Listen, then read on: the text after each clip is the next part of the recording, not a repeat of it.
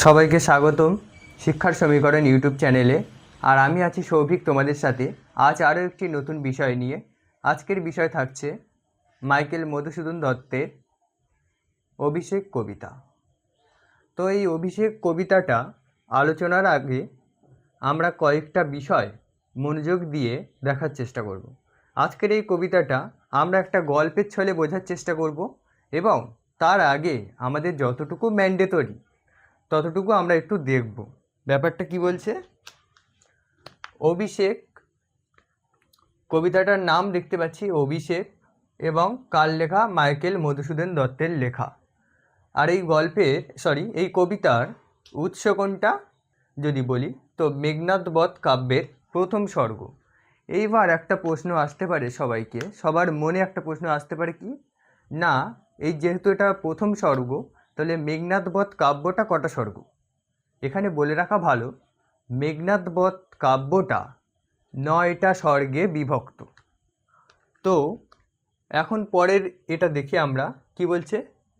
এই মাইকেল মধুসূদন দত্ত ইনি বীরাঙ্গনা কাব্য লিখেছিলেন কত সালে? 1862 সালে। এবং শর্মিষ্ঠা আর পদ্মাবতী লিখেছে 1859 আর 60। মানে 1 বছরের অন্তরালে তিনি দুটো বিখ্যাত কালজয়ী কাব্য লিখেছিলেন, শর্মিষ্ঠা আর পদ্মাবতী। আর তার দুটো প্রহসনমূলক নাটক, প্রহসন কাকে বলবো আমরা? যেটা রহস্যময় বা যেটা হাসাহাসি যেটা বলে, মানে হাস্যকর যে নাটক আর কি, ঠিক তেমনই দুটো প্রহসনমূলক নাটক হলো বুড়ো শালিকের ঘাড়েরও, আর 2 নম্বর কি হচ্ছে না, একেই কি বলে সভ্যতা।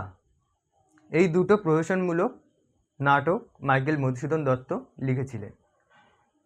আর মাইকেল মধুসূদন দত্তের ব্যাপারে যদি সামান্য কিছু আমরা জানতে চাই তো ইনি জন্মগ্রহণ করেছিলেন বাংলাদেশের অধুনা সাগরদাড়ি গ্রামে, যেটা এখন যশোরে বর্তমান।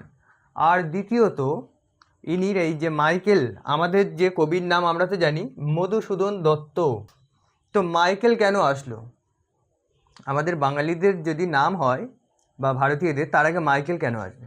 আসলে ব্যাপারটা কি হয়েছিল, মাইকেল মধুসূদন দত্তের ছোট থেকেই একটা ঝোঁক ছিল ইংল্যান্ড বা ইউরোপীয় দেশগুলোতে গিয়ে ইংরাজি সাহিত্য চর্চা করার জন্যে। তো সেটা যখন তিনি দ্বাদশ শ্রেণীর পাঠ শেষ করলেন তখন তার কাছে একটা সুযোগ আসলো এবং তিনি ইংল্যান্ডে গিয়েছিলেন। তো ইংল্যান্ডে যাওয়ার আগে তিনি গির্জা থেকে কি করেছিলেন, নিজের ধর্মান্তরিত করেছিলেন নিজেকে, এবং তার নামের পূর্বে মাইকেল শব্দটা অ্যাড হয়। এবং তারপরে আমরা দেখি তিনি দুটো ইংরেজি কবিতাও লিখেছিলেন তৎকালীন সময়ে, দুটো ইংরেজি সাহিত্য রচনা করেছিলেন তৎকালীন সময়। এবং তারপরে আমরা যদি দেখি ভারত ভূমির টানে, বাংলা ভাষার টানে তিনি ভারতে এসেছিলেন আবারও, এবং তিনি বাংলায় এই সমস্ত আমাদের জন্যে কালজয়ী রচনাগুলো রচনা করে গেছেন। তো এটুকুই আমরা জানি মাইকেল মধুসূদন দত্তের ব্যাপারে। এবং আমি যখন রচনা পড়াবো তোমাদের, ঠিক তখনই কী করব, মাইকেল মধুসূদন দত্তর ব্যাপারে আত্মজীবনীতে আমি আরও ডিটেলসে আলোচনা করে দেবো। তো চলো শুরু করা যাক। বোর্ডে দেখো যে সমস্ত এগুলো আমি লিখে দিয়েছি, এইটুকু তোমরা চাইলে স্ক্রিনশট মেরে নাও বা খাতায় নোট করে নাও। অভিষেক মাইকেল মধুসূদন দত্তের লেখা, এটা তো দরকার নেই, বইয়ে পেয়ে যাবে। উৎস কোথা থেকে, এটা খুব দরকারি। প্রত্যেকটা কাব্যগ্রন্থ বা প্রত্যেকটা গল্প আমরা যখন পড়ব, সেটা কোন কাব্যগ্রন্থের অন্ত বা কোথা থেকে গৃহীত হয়েছে এটা আমাদের জানা দরকার। তো এটা কোথা দিয়ে? মেঘনাদ বধ কাব্যের প্রথম স্বর্গ। আর মেঘনাদ বধ কাব্য কবে লেখা হয়েছে? 1861। তার সাথে লেখা হয়েছে কি? ব্রজঙ্গনা কাব্য। তো এই দুটো ইম্পর্টেন্ট আছে। এছাড়া এখানে যে লাইনগুলোর মধ্যে একটা লাইন খুব ইম্পর্টেন্ট, বুড়ো শালিকের ঘাড়েরও, বেশিরভাগ সময় পরীক্ষায় আসে। এটা 1860 সালেই লেখা হয়েছিল। এবং শর্মিষ্ঠা, পদ্মাবতী, এগুলো তোমার নিজের জ্ঞান বৃদ্ধির জন্য তোমরা জেনে রাখতে পারো। তো আমি এটা মুছে দিচ্ছি, দিয়ে আজকের কবিতার যে মেন বিষয়বস্তু সেটা আলোচনা করব গল্পের ছলে। চলো মুছে দিলাম।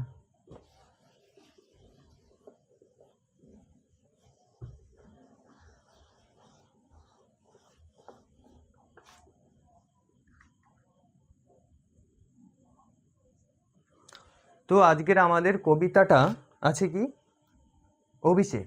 তো আমরা যখন কোনো গল্প কবিতা পড়ব, সেই গল্প কবিতার শিরোনাম বা নামকরণই বলে দেয় যে গল্পটা কতটা পাঠক মহলে পাঠযোগ্য। তো এই অভিষেক যে কথাটা বা শিরোনামটা, সেটাকে আমরা ভাঙলে কি পাবো বা এর অর্থ কি, এটা আগে জানি।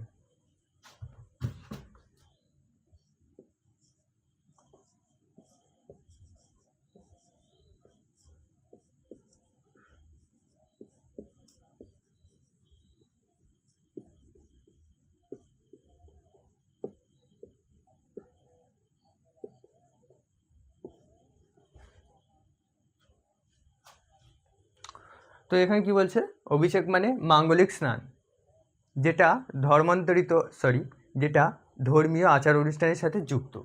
মানে কি মাঙ্গলিক স্নান মানে কি, মানে পবিত্র করা তোমাকে। মানে তুমি যে সমস্ত পুজো অর্চনা করার পূর্বে যে গঙ্গা জল দিয়ে যদি স্নান করো, তাহলে সেটাও মাঙ্গলিক স্নান বলা চলে।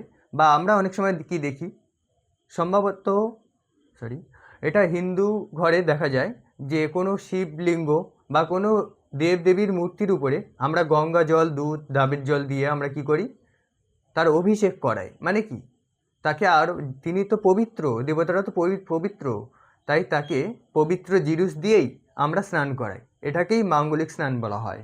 ধরো কেউ গঙ্গা জল দিয়ে শিবের মাথায় ঢালতে পারে, আবার কেউ কি করে ডাবের জল দেয়, এগুলো ঠিক তেমনই এখানে কার অভিষেক হচ্ছে, ইন্দ্রজিতের অভিষেক হচ্ছে। সেই অভিষেকটা কারণ কি বা কেন হচ্ছে আর কিভাবে হচ্ছিল, এই অভিষেকটার কারণ রাবণ দেখছে যে তার সেনাপতি পদে একজনকে যুক্ত করতে হবে।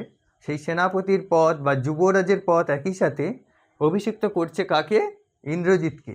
এবার সেই ইন্দ্রজিৎকে কীভাবে অভিষেক করা হয়েছিল, গঙ্গা জল মাথায় ঢেলে। আর কে অভিষেক করিয়েছিল, রাক্ষস অধিপতি, অর্থাৎ রাক্ষসদের অধিপতি যিনি, সেই রাবণ, ইন্দ্রজিতের পিতা। তো এই পর্যন্ত আমরা জানলাম, আর বেশি কিছু জানার দরকার পড়বে না এখানেই কবিতাটা আলোচনা করার সময়।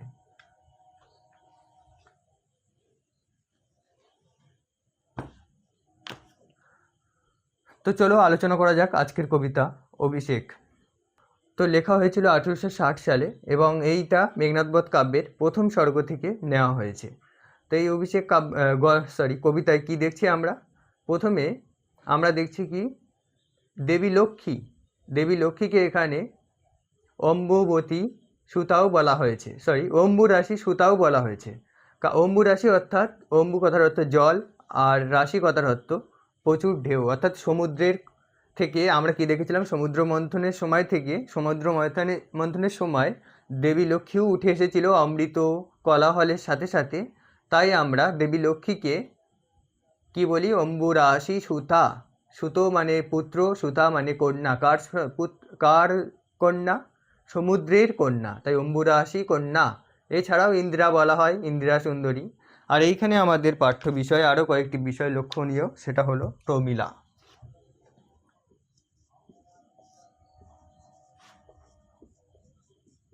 আর কি ইন্দ্রজিৎ, আর কি বীরবাহু। এই বীরবাহুকে কুম্ভকর্ণ,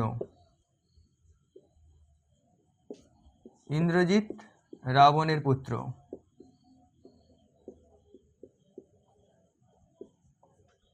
প্রমিলাকে ইন্দ্রজিতের স্ত্রী।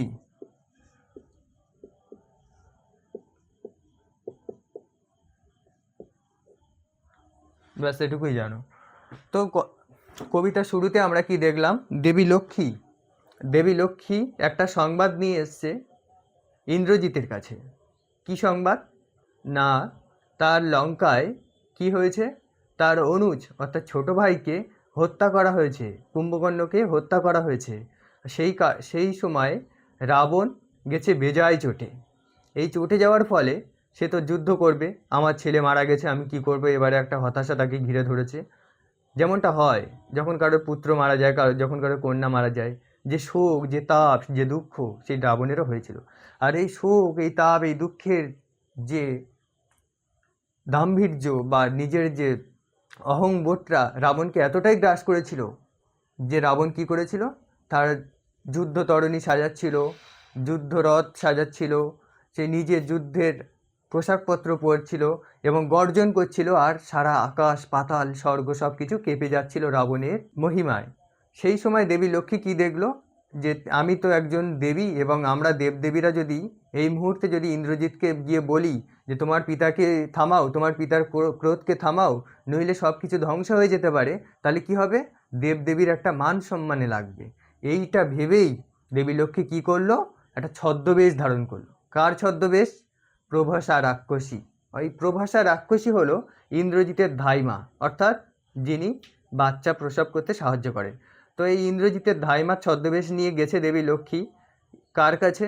ইন্দ্রজিতের কাছে। গিয়ে বলছে ইন্দ্রজিৎকে যে তুমি এখানে বামাদল মাঝে ব্যস্ত ইন্দ্রজিৎ, তুমি নারীদের মধ্যে ব্যস্ত, আর ওদিকে কি হয়েছে শুনেছো? তখন বলছে প্রণাম মাতা, কি হয়েছে লঙ্কাতে? লঙ্কার সব কিছু ঠিকঠাক আছে তো? বলছে কি করে ঠিক থাকবে, তোমার ছোট ভাই বীরবাহুকে যে কাল তুমি যাদের হত্যা করেছিলে সেই রাঘবরা এসে তো তোমার ছোট ভাইকে মেরে ফেলেছে রাত্রে। শুনে ইন্দ্রজিৎ চমকে উঠল, বলছে কি ব্যাপার, আমি যাদের একবার নিহত করলাম যুদ্ধে, আর আমি সেই যুদ্ধের জয়ের জন্যে আজকে জয়ী হয়ে আমি নারীদের মধ্যে নৃত্যে ব্যস্ত, সেই জায়গায় দাঁড়িয়ে এসে তারা আবার বেঁচে উঠে আমার ভাইকে মেরে দিয়েছে, এটা কখনো হতেই পারে না। তখন তার সাথে সাথে দেবী লক্ষ্মী বলল, এবং তোমার পিতা রাবণ যুদ্ধকালীন প্রস্তুতি নিচ্ছে যুদ্ধে যাওয়ার জন্যে, তার পুত্র হত্যার প্রতিশোধ নেওয়ার জন্যে। তখন ইন্দ্রজিৎ কি বলছে, যে ধিক ইন্দ্রজিৎ, আমি ইন্দ্রজিৎ, আমাকে ধিক, আমি বেঁচে থাকতে আমার পিতা যাবে যুদ্ধ করতে? এবং সে তখন কি করলো না, নিজে গেল আকাশপথে তার রথ নিয়ে, এবং যাওয়ার সময় দেখছে কি তার পিতা যুদ্ধের প্রস্তুতি নিচ্ছে। তখন কি করলো, পিতার সামনে তার রথটাকে নামালো এবং বলল, পিতা, যতদিন তোমার পুত্র ইন্দ্রজিৎ বেঁচে আছে ততদিন তোমার কোনো চিন্তা নেই। আর এর আগে আমি দুইবার যেহেতু ওই মায়াবী রাম লক্ষ্মণকে হত্যা করেছিলাম, তো আর একবার আমায় আজ্ঞা দাও, আমি তৃতীয়বারের জন্যে হয় তাকে নিহত করে আসব, না হয় তাকে বেঁধে নিয়ে তোমার চরণে ফেলব। তখন রাবণ কি বলছে, ঠিক আছে পুত্র, আসো তোমার আগে অভিষেকটা করাই, তারপর তুমি যেহেতু যুদ্ধে যেতে চাইছো, তো আমাদের ইষ্টদেব নিকম্ভিলা যজ্ঞ করে, আমাদের ইষ্টদেবের পূজা করে তুমি কাল সকালে ওই মায়াবী রাম আর লক্ষ্মণকে হত্যা করতে যাবে বা নিহত করতে যাবে।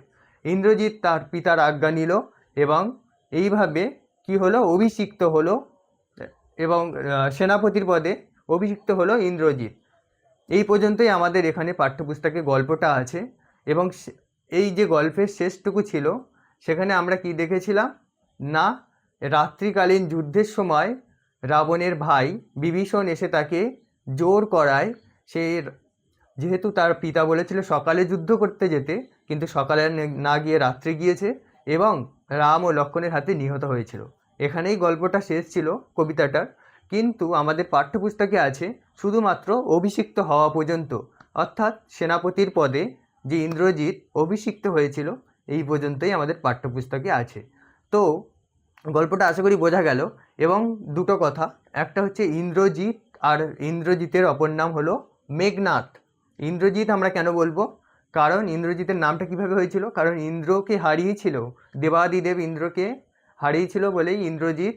আর এই ইন্দ্রজিৎ মেঘের আড়ালে থেকে যুদ্ধ করতে খুবই ভালোবাসতো, তাই তার নাম হয়েছিল মেঘনাদ। তো আশা করি গল্পটা সবাই ভালোভাবে বুঝতে পেরেছো। আজকের এই পর্যন্ত, দেখা হচ্ছে খুব তাড়াতাড়ি অন্য একটি ভিডিওতে। তত সময় সবাই সুস্থ থাকো, ভালো থাকো, ধন্যবাদ।